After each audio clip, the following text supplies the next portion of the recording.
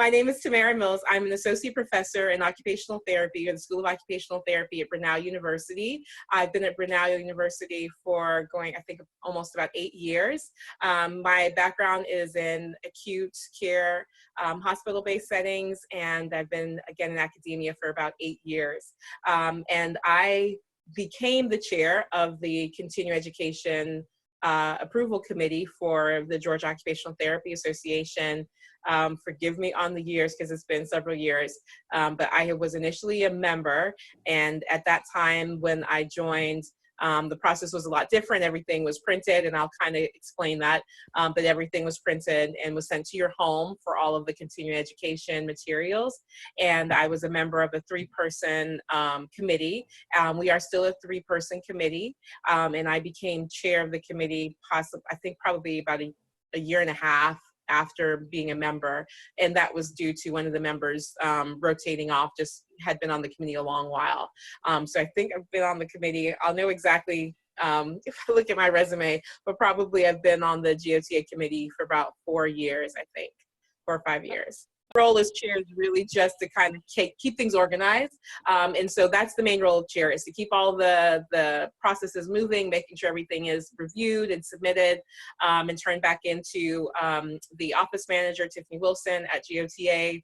As a member, your role on this committee would involve being that once you're notified via email about a new course or courses to review, you would go in, and I'll talk a little bit more about the time frame, but you would go in online, and we do it through Google Drive, because we have a folder that is shared just amongst the committee members. So you would go in and look at the courses there, and then we have a review checklist or rubric that we go through, and that once you complete that process, and we ask that you usually turn it around. Some of them, if they're like urgent courses that have been just submitted, and you know, someone wasn't aware of the deadline or the time frame needed to submit, we do still take pretty much all courses, even though people don't make the deadlines. And so some of those we might ask the committee members, please, you know, try to review this within a day or two, if you can, but typically we ask for a turnaround in about a week to give feedback about the course. And then once all of that is posted for each of the other members, the chair, myself, I would go in last, do my review, and then look at any comments or feedback from any of the other committee members, and make sure that we're all syncing. Everything is either, oh yeah, that's a good point, I missed it, or no, I saw that they provided that, or that was already addressed. And so therefore I'm kind of like the check-in processes person to make sure everything is done. And then if there's feedback or things that need to be corrected or something that was missing, I would send that feedback back to the office manager at GOTA, and then she will then forward that information on to the presenter or presenters who submitted the course, and then they will have a time to respond back and provide that information. It typically would just go to me again, and I would review it and then send it back to Tiffany, and then that's usually as much as that's needed. Sometimes, you know, it may be one thing or two things, but it's usually really quickly clarified once we inform the speakers or the presenters. At this time, we are not currently linked with CE Broker in any capacity that I am aware of. So individually, just as myself, although I'm on the Continuing Education Committee, I still have to go in individually and upload my courses for my license renewal through CE Broker. So that has been asked or requested if we had any connection.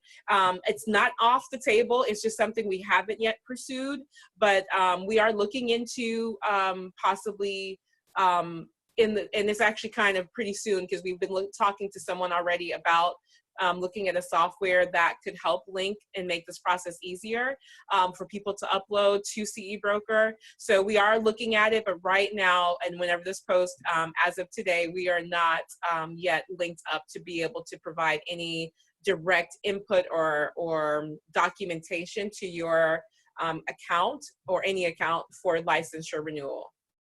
If you have an idea for a course individually or with coworkers or other individuals that you want to put together, or you've been doing other places and you want to do it here in Georgia, please know this is very important. You do not have to have a course be submitted and approved through the GOTA, Continuing Education Board or Committee, in order to have that course count towards your license, okay? We are not a CEU granting body.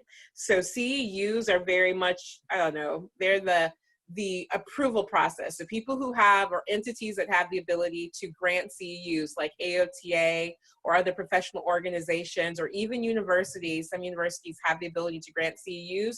That is because that body or organization has applied to a CEU granting authority, and they have checked them out thoroughly to make sure that everything that they're doing, their speakers, their approval process, their course quality, everything has been approved by that granting body.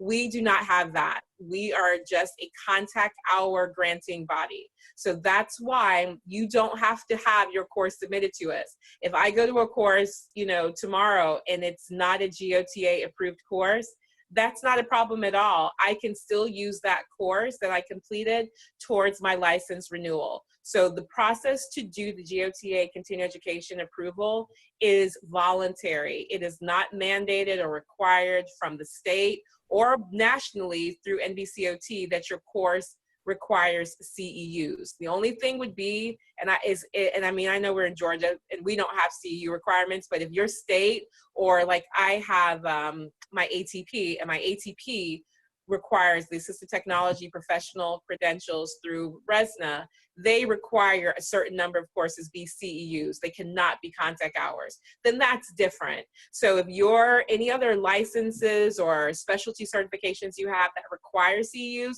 then absolutely you're going to need to go make sure you do courses or workshops at, you know, organizations or places that are CEU providing bodies. But GOTA, we are just a contact hour approval process, and we do not, it's not required or mandated at all that courses go through. Now, the reason to do it, let me say the positive side, is the positive side of having that. If you are a presenter or speaker, having the GOTA stamp on your certificate and your brochure, it basically just, it kind of, to me, gives, as an attendee, I would feel perhaps, you know, more inclined to take a course. That's my own personal opinion, that it's been through a process of review by other peers of occupational therapy practitioners, and it's gone through, it's just, you know, taking that extra step. It's like you can see someone's taking that extra step to make sure that their content has been approved, and the people who are presenting have the skills and the knowledge base to be able to present on this topic. That is what we're doing, is looking at that in a kind of a small snapshot.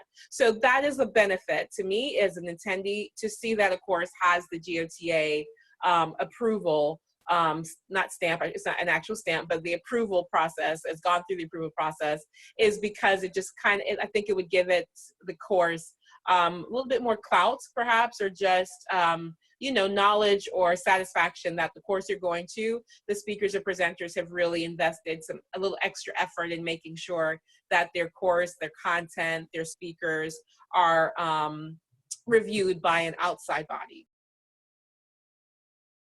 NBCOT for our R, whether you're A or C for a COTA or for a occupational therapist, you can submit both CEUs and contact hours. And contact hours can be converted to PDUs. So exactly, it could be a combination of both.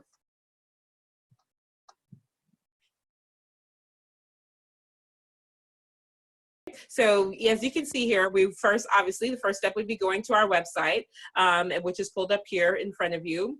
Once you're on the website, you're going to go to the link, or I shouldn't say link, the tab that says resources. And once you see this, a drop box will appear, and you're going to click on the second button down, continuing education approval. So continuing education approval is where you're going to go. So once you click on that link there, it will take you to the page for the continuing education. Okay, so download application form here. It's going to pull up the one sheet of instructions and the application, the one-page application for the continuing education approval process. Okay, So whoever completes this, I'm just going to go through the process. A lot of this is really self-explanatory, but this form, let me tell you kind of 2 ways in which you can do this.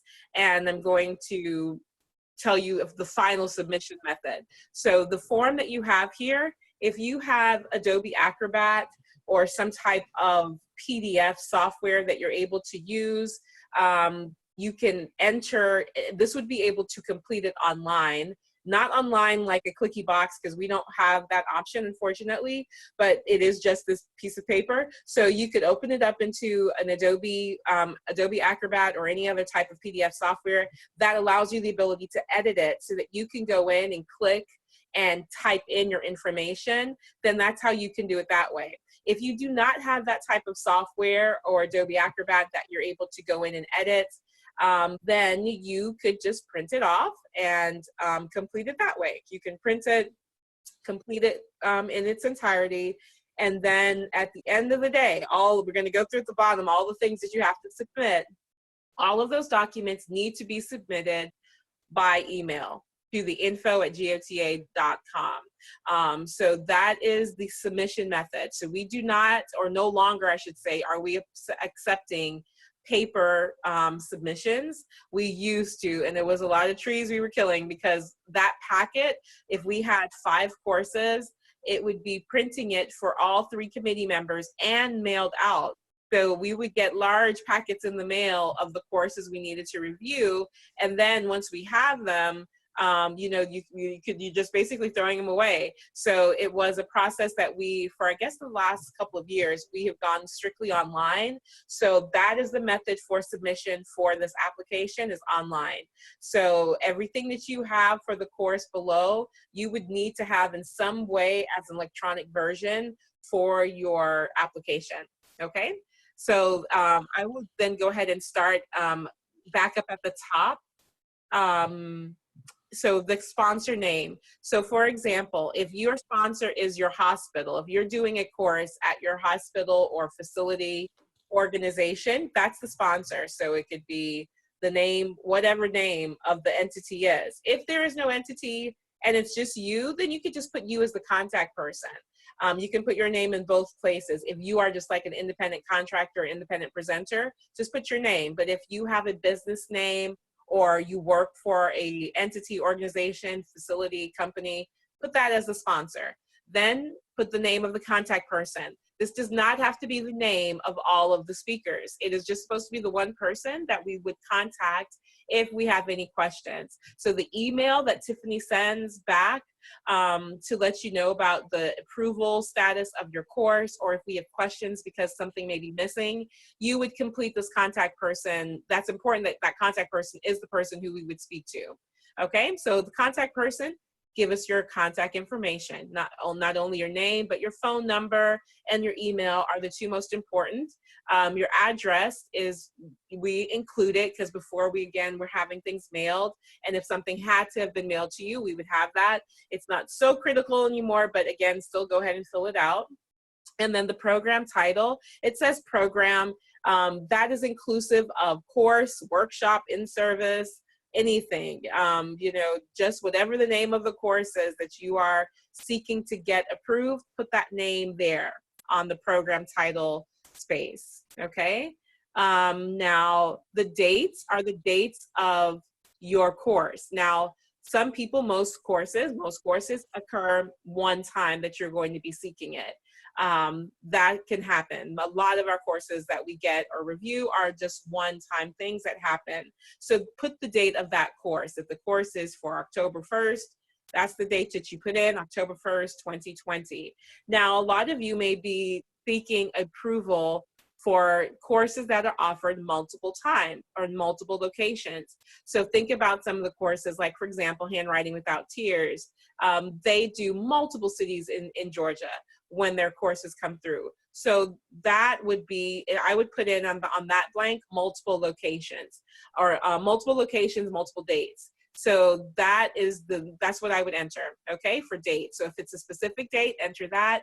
If it's multiple dates, the same course, exactly the same course would be offered in the same course would be offered, just put in multiple dates.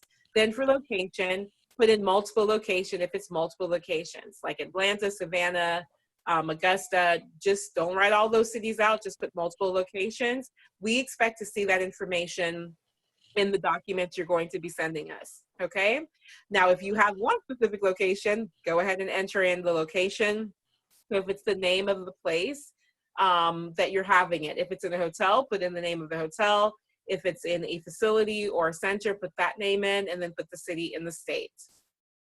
The level of discipline is really important, that you check it here, but also that you include materials down below. So the basic, intermediate, or advanced, you are familiar with this from pretty much probably most of the large states and national conferences, like the National AOTA conference. They are color-coded by the level of expertise in your discipline. So basic, of course, would be starting off for novel, new therapists, or people unfamiliar with the content.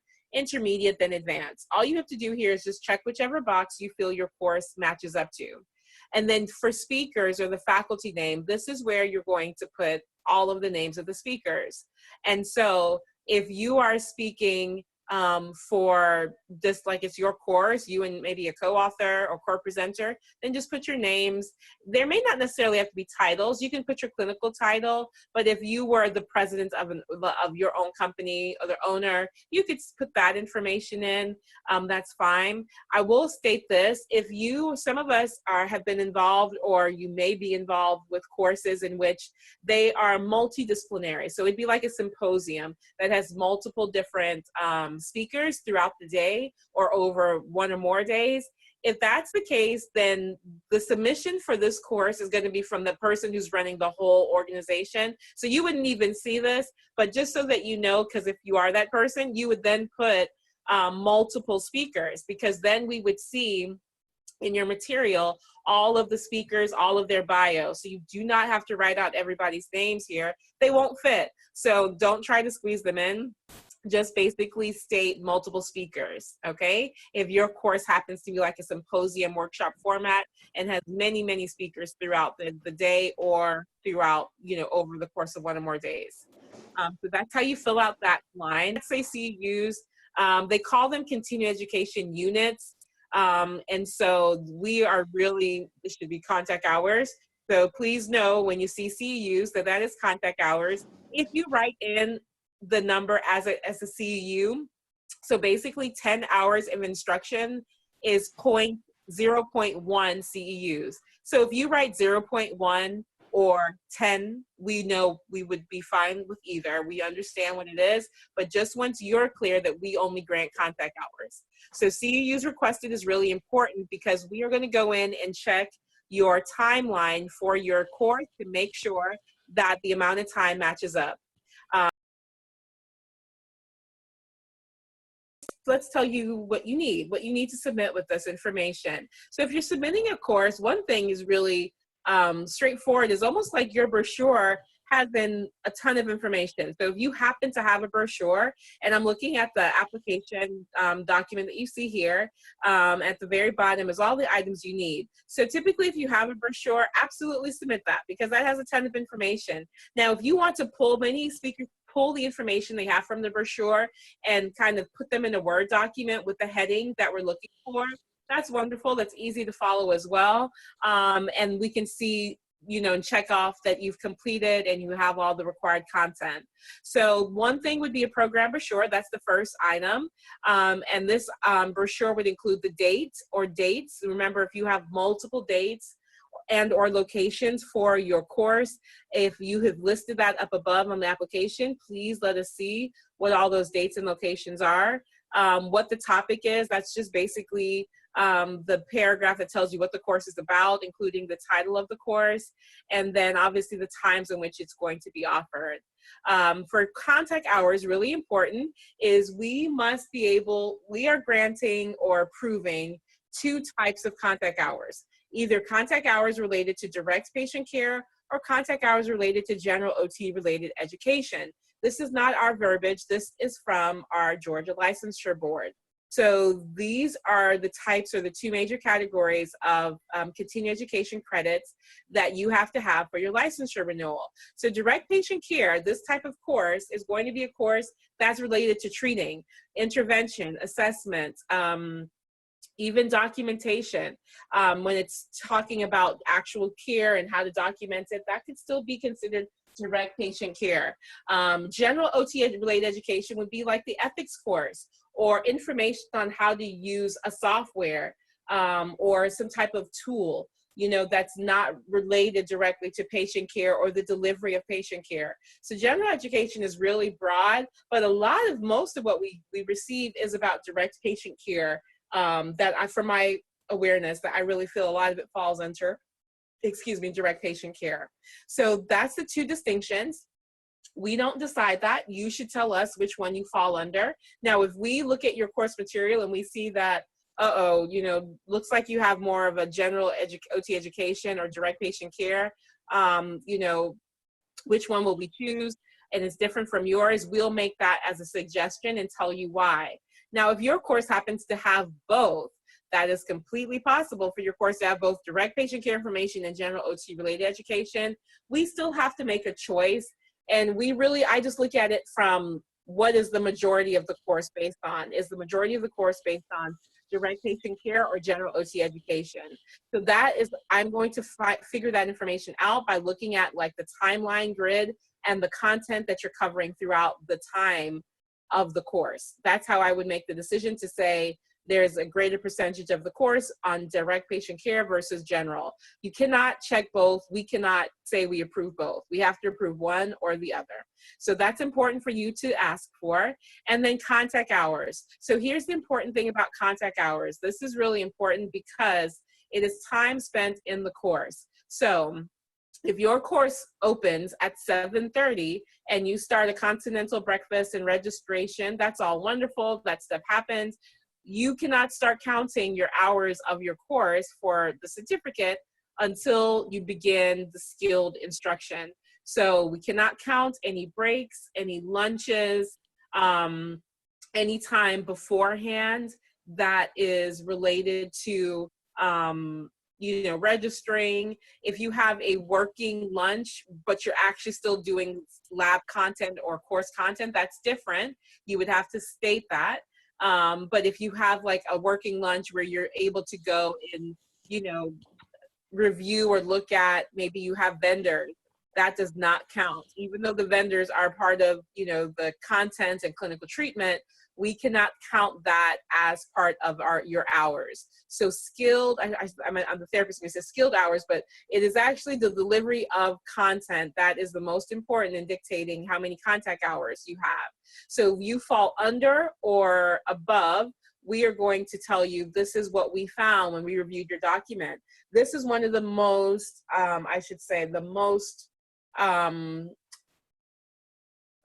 corrected information or incorrect information, I guess I could say, whether it goes over or below the number of contact hours. So we want to make sure that no breaks, no lunches, no undirected educational time is included in contact hours, okay? So that is what we look at first, and that's really a big item.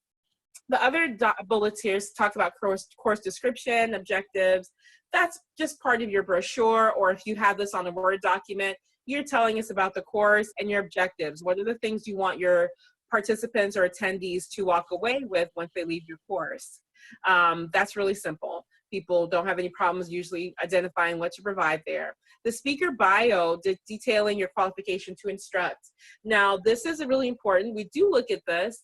However, we are not scrutinizing it to look at, you know, well, you're presenting on a topic in a skilled nursing facility and you've only worked 6 months in skilled nursing or 10 months or a year.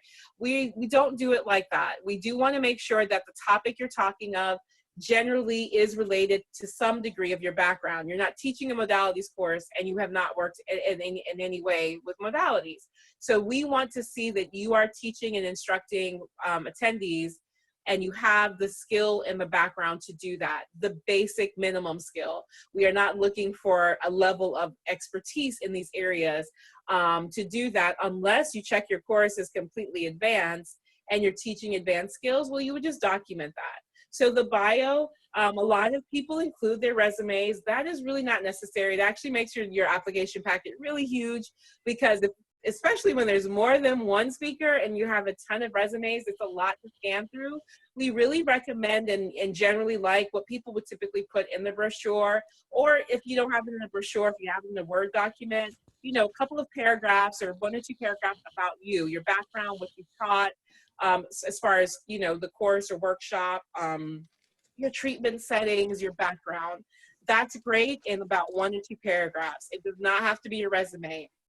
If you're the only speaker, or maybe 1 or 2 and you submit your resume, that's fine as well. But when we get into, you know, a course that has 4 and 5 people, that gets a lot with resumes. So again, I'm okay with the resume, but it's really great to be able to quickly read a 1 to 2 paragraph bio about each of the speakers.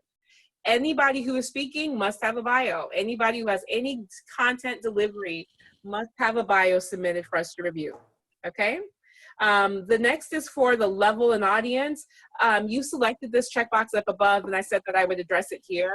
Somewhere in your verbiage, you need to address who should be attending and at what level are you designing, or is this course designed for? So is the course designed for OTs, PAs, SLPs, PTs, social workers? I mean, anyone who you think your course would be applicable for, or the most, I guess not anyone, but the most important or priority people who you think this information would reach or would need to reach, put those people down as the intended audience. And if you want them to have a certain level of understanding or knowledge about your topic, then that's what you just need to simply state, related to, is it basic, intermediate, or advanced? So that needs to be somewhere, and now often a lot of people do leave this off, but it does need to be included in your brochure or in your packet somewhere.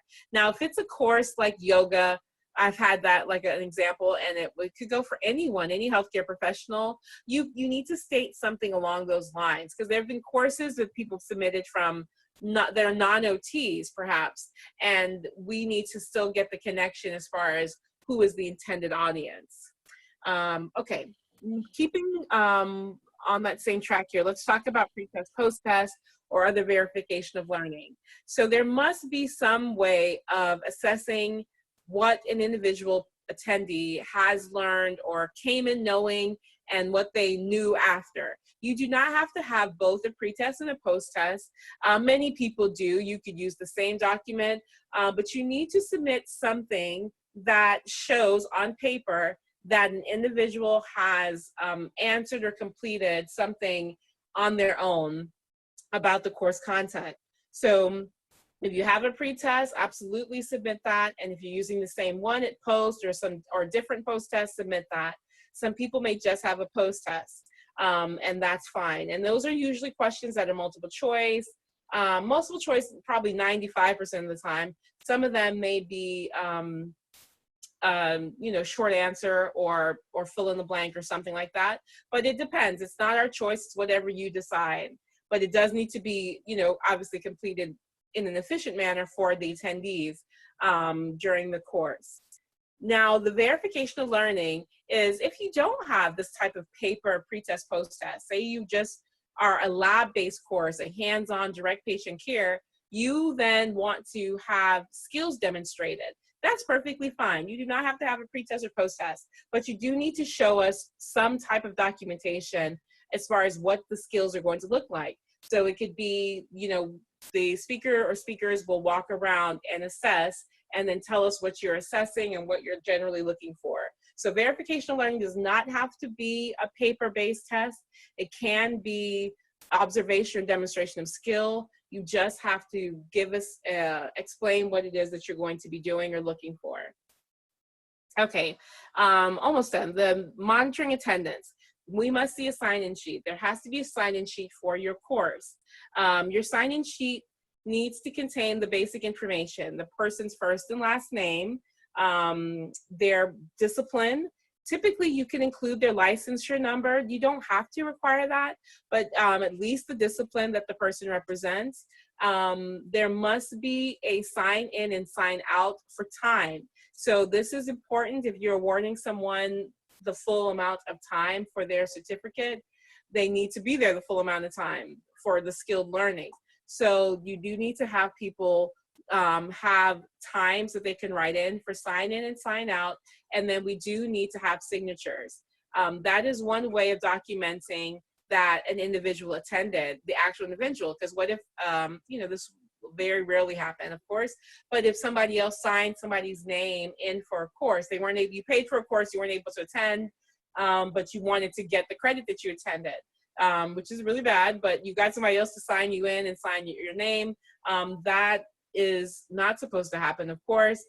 So therefore, with the signature, we do look for that to be, you know, kind of your own original signature. That is a way of identifying that you did actually attend this course in person for the full time allotted. If you're not able to, then they typically have to adjust your certificate to reflect the number of hours that you were there for. Okay, so you need to have a sign-in sheet. And if you have a course that goes over multiple days for the same course, it's already been approved for a 3-day course. Well, you need 3 different sign-in, sign-out. You need 3 different monitoring attendance sheets. You cannot have one big one.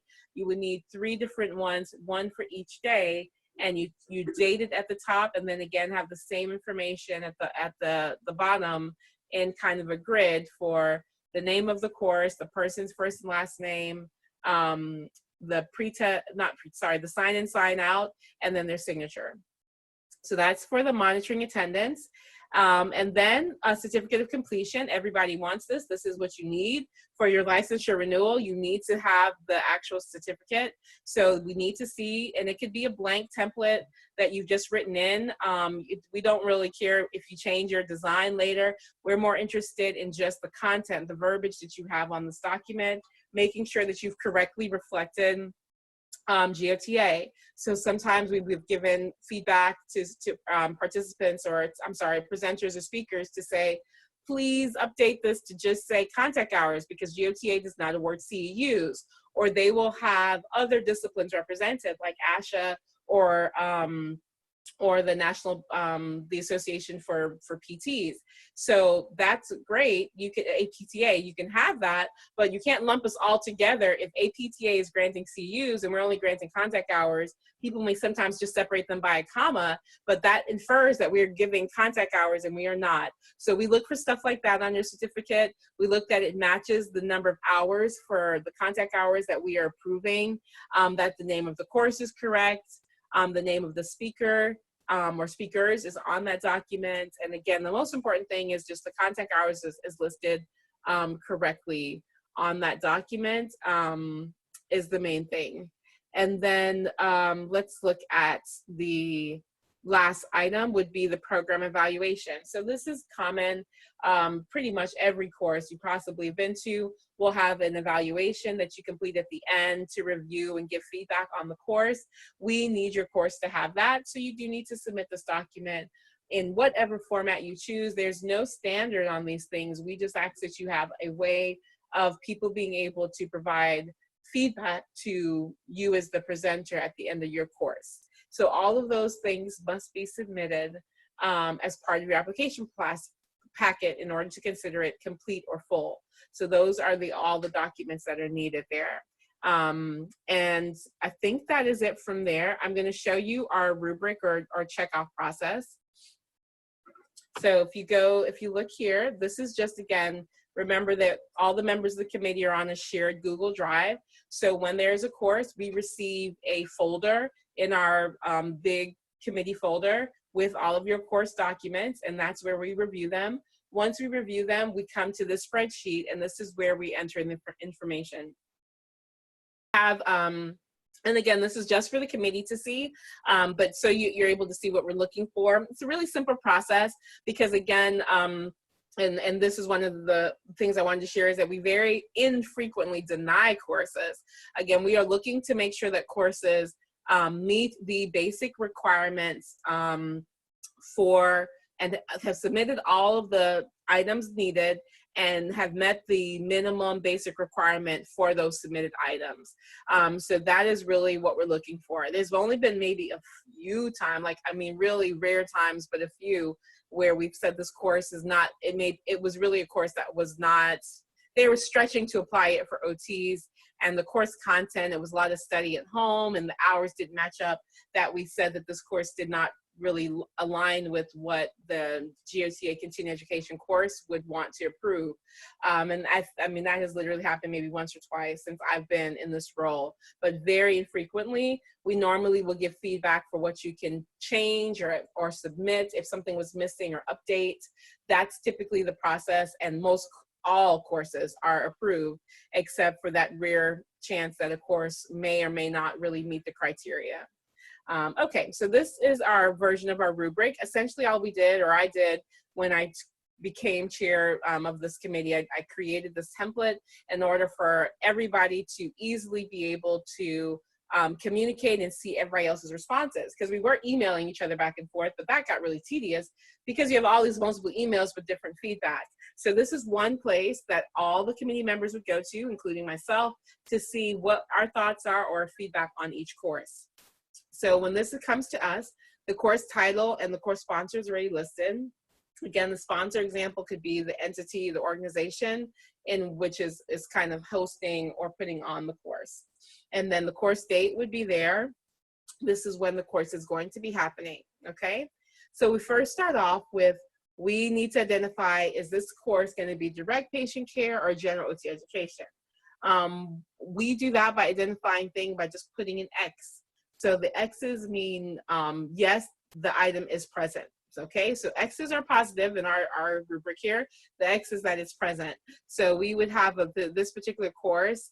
You can see here on the left side that it's the name of the reviewers are there.